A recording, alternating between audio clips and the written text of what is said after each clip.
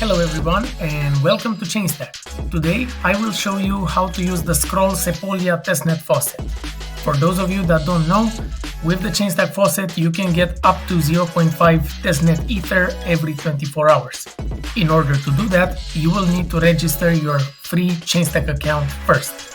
Now, if you already have your Chainstack account, all you need to do is log into the Chainstack console, then you go to Settings, API Keys, you click the Add API Key button, then you click on Next, and you copy your key from here.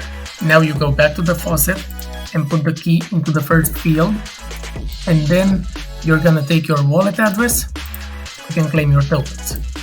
Once the transaction goes through, you should see the testnet tokens in your wallet.